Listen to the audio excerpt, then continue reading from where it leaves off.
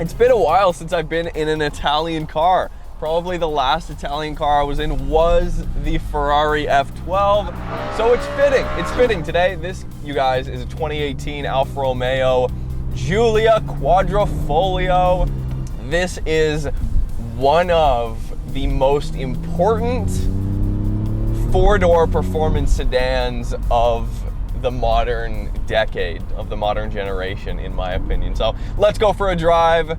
Let's see what the Giulia Quadrifoglio is all about. I want to see if it actually lives up to the hype. We are not on a track here. We're just on the street, but I am incredibly excited for this one. Right off the bat, I mean, these seats, the bolsters on these seats are so insane. It does have adjustable bolsters. It's really firm. Everything about this car so far, and the steering, so incredibly direct. So we have this DNA switch down here. There's a lot to play with here. It's an Italian car. Everything's just a little bit different. And it is, of course, a fierce competitor to the M3. Here in Canada, a brand new one of these will set you back MSRP $94,000. So USD a little bit less than that. So A is kind of your soft setting, but steering just lightened up absolutely a little bit. It does have adaptive dampers as well. It has this just like a Ferrari. There are little touches that have made their way into this car from Ferrari, such as, you know, when I drove the F12, it does have that button on the steering wheel that is kind of a bumpy road mode. It's, hey, if you ever need to maybe get away from the raciness of the car, the racing pedigree, just for a moment, because that's all will allow you to do, then you hit that bumpy road suspension button. Put it in race for a second. Oh yeah, it's stiff. Wow. It is jarring in race mode. It is truly jarring in race mode.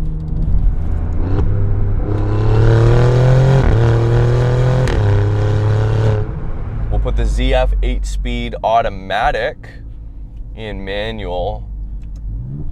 And let's just, should we just mat it from a dig? 285's in the back. We'll see if it hooks up. Pirelli P0s. Let's go. Waiting, waiting. There's boost. Wow.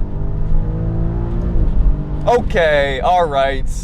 It took a long time to get going, but that just speaks volumes to the amount of power that the traction control system is fighting with for dear life. Even in dynamic, very conservative traction control, I didn't get full power there until at least 80 kilometers an hour, 90 kilometers an hour. And then the surge was ridiculous. I like to think of the Quadrifoglio as the anti-tech spokesperson on a panel of overcomplicated all-wheel drive super sedans that generally have more words than they know what to do with. While the M3 is lost deciphering exactly where to send the torque next, the Quadrifoglio has long left a trail of 11s out the back door. Instead, it's buttoned down by raw grip and some clever sleight of hand we can call active aero. To unmask the last bit of it all, this example's been modified into, shall we say, always loud mode.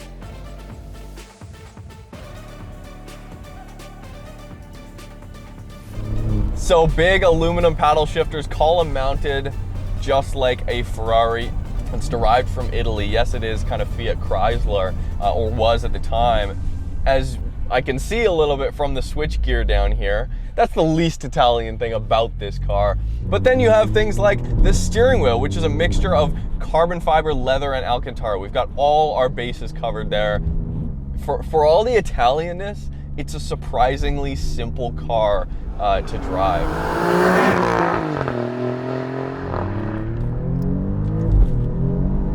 Basically no power in first gear, but all 505 horsepower gets unleashed.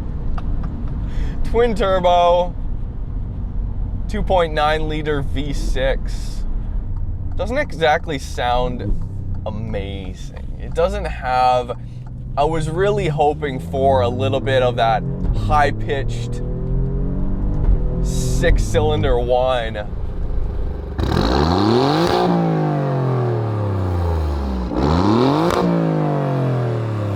It's not a great sounding engine. From the outside, I've heard it. It does sound much better from the outside. And this is one of those things when you're driving this car, you do get to experience its amazing driving dynamics, which we'll experience here in a second. But other people, a lot of this is for other people. It's the sound of the car. People get the look of the car, they get to look at it.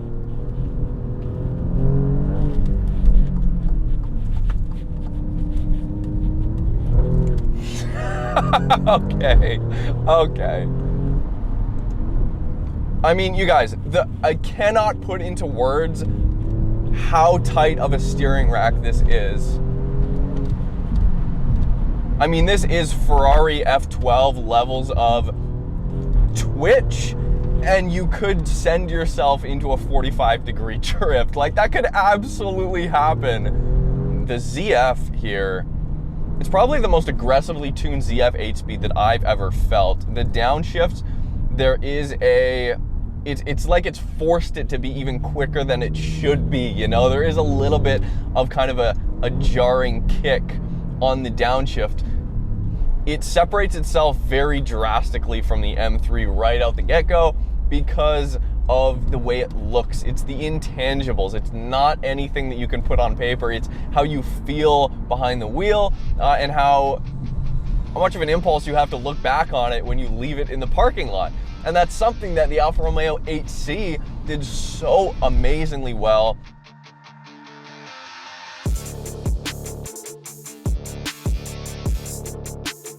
Yeah, of course, the 8C and Quadrifoglio are easy on the eyes, but I'd be lying if I said every Alfa had this effect on me.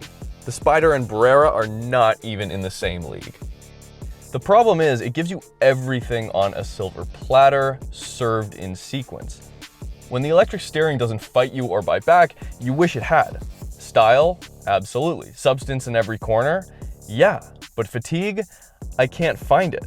Perhaps if I'm gifted open tarmac in the future and an invite to turn traction control off, she'll prove me wrong and I'll break a sweat. But for now, I'll settle for the non-stop, calculated chaos. There was quite a bit of feel too in the rear end on those last corners. The thrust is ridiculous.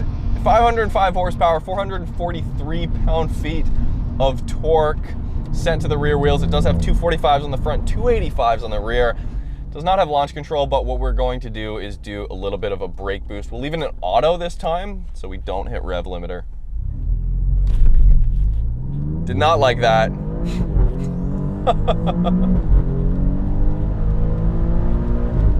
Much smoother on the 3-4 shift once you get up there. Brake pedal. Wow. This is everything in terms of feel does not feel like a daily driver. The brake pedal feel is firm. This is a car that I would feel so confident with on track. Picking later and later braking points every lap.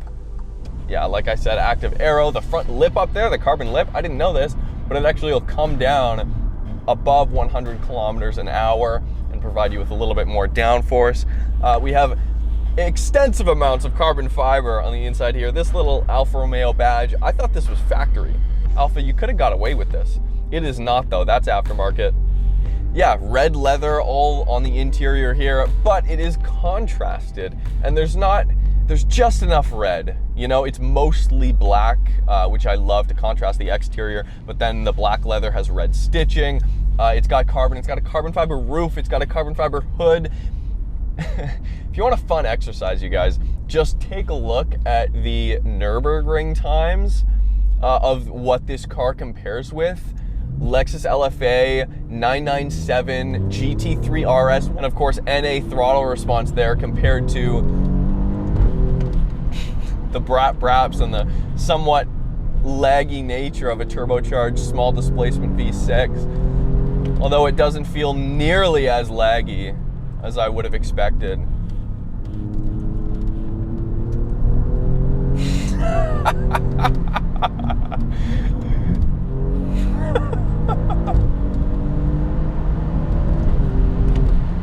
I mean, dual clutch speeds on the upshifts.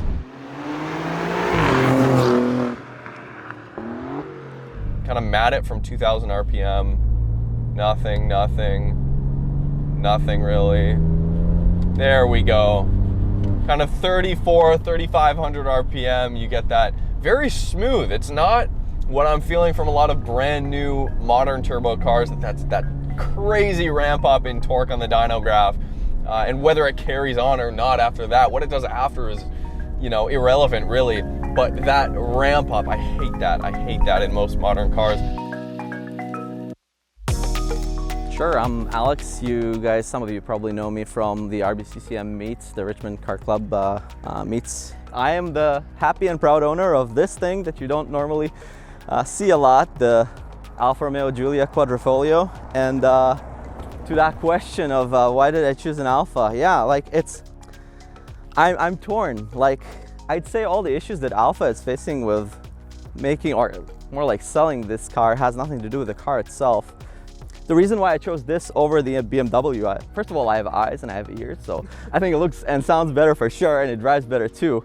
You know, when I came in to test drive this, I traded in my Bullet and the Miata, which were a lot of fun. I was like, you know, quite the manual transmission elitist, and I was, you know, I was skeptical of how good this thing is, and it was incredible, right? And you'd start thinking like, what is going on here? Like, what's the secret sauce? You'd have a proper aero panel. If you ever have the pleasure of going underneath it, you can see it from here. This was all like developed in a wind tunnel. It normally is stuff that you would see on a car like Ferrari, which actually developed and designed this thing outside of the ZF transmission. But then again, Alex, if you're saying it's so great, where are they? Why are they not selling like hotcakes? And I think like it comes down to two main issues. One is the big elephant in the room, right? Reliability. Everybody asks me all the time. Well, you probably spend more time in the shop than actually driving it, but it's let's just say it's greatly exaggerated. It's not as bad as all that. I mean, it's not a Lexus, it's not a Toyota, but you know, it's probably not as you know, less reliable than an AMG or an M car is. It's just a matter of reputation, I'd say. And you know, sort of a confirmation bias. Like, there's a couple of articles floating around online, and they're the same articles that people always regurgitate, and they say like, you see, it's breaking down. 90% of the issues that happen are probably related to the battery. It just has a lot of electronics going, and then sometimes you just need to recharge it, and that's one part of it. Just to make a point, like, you should probably carry one of these around.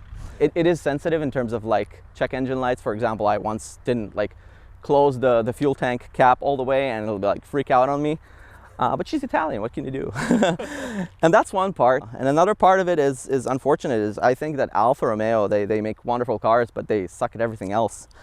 Marketing and signaling for this car is really bad. I mean, we did stills before, and there was a guy who came over, you had the Skyline back then, and he'd stop and he'd say, "Oh, that's a nice Skyline," and all that. So you know, he's an enthusiast, and I told you, like, "Hey, check this out.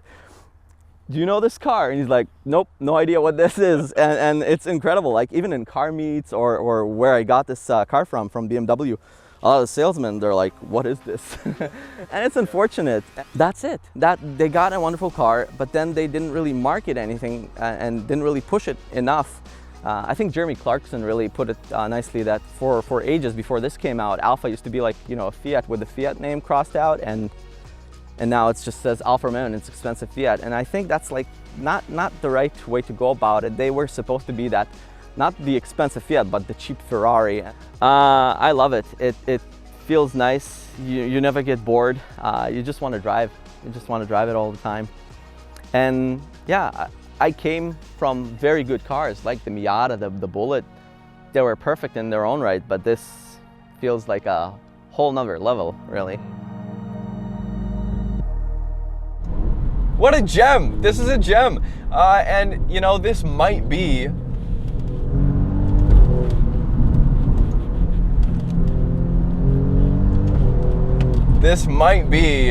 a future modern classic. One of those cars that doesn't sell initially, and then in hindsight, when Alfa goes EV, when all of the soul is lost, when all of the DNA, so dumb, is lost, people might look back at this and be like, it's an auto, but It's amazing. It is so amazing. Who built a car like this?